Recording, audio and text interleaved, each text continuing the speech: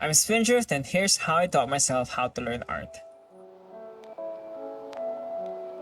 Art can be a fairly daunting thing to learn nowadays, especially with, well, everything that's happening now.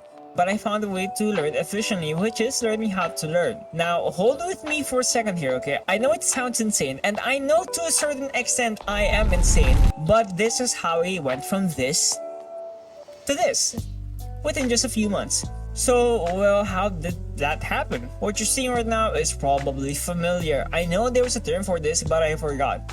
So, let's just call it the cycle for now. The cycle is wanting, learning, executing, feedback, rinse, and repeat. By wanting to do something, you can make a route or a checklist of things you'll be learning. With resources as plentiful as they are these days, most of the time all you'll need are keywords to search these videos. Let's say you want to do figures, anime, coloring, landscapes, guns, violence, mechs.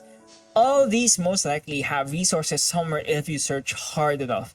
Sometimes not even hard enough, they'll be at YouTube, right there.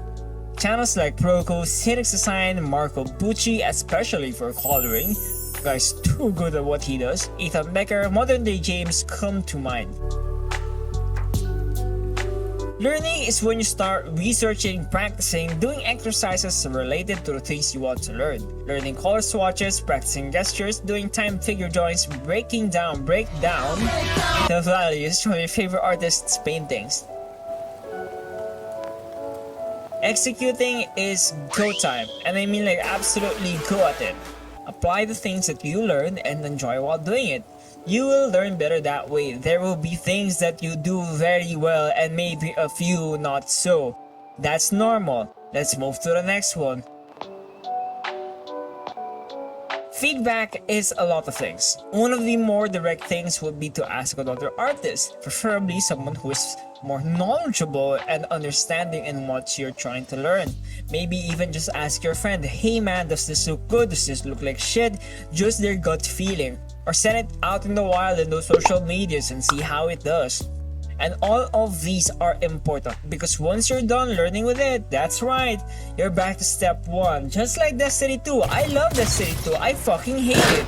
That's why I have hundreds of hours on that game. But, unlike that game, when you go back to step 1, the most exciting part is seeing and knowing for yourself that you've improved somehow, somewhere, that there are things, and now there are more and more things you can learn, you can improve on. And to me at least, that's like the gameplay loop, man. I ain't gonna sugarcoat it. Some of you will be insanely fast as this, and some slower, but what's important, putang ina, is knowing that it's your journey. The last secret recipe to this is learning yourself. Your tendencies, what do you like, who do you like, what time of the day are you most creative, what music or lack thereof while drawing. All of these are very intrinsic to you, nobody else. Remember that the best version of yourself will have its inspirations from your idols, but ultimately it will still be your best version of yourself. Love yourself, I mean that 1,000%. And thank you to all my Patreon Omfis and Kofi Omfis, Dan, Tapatano, Magical Shion, Usman, Endrick, and Lily. There's also Nintango from Kofi. Thank you especially for buying the desk mat. I hope you're enjoying it.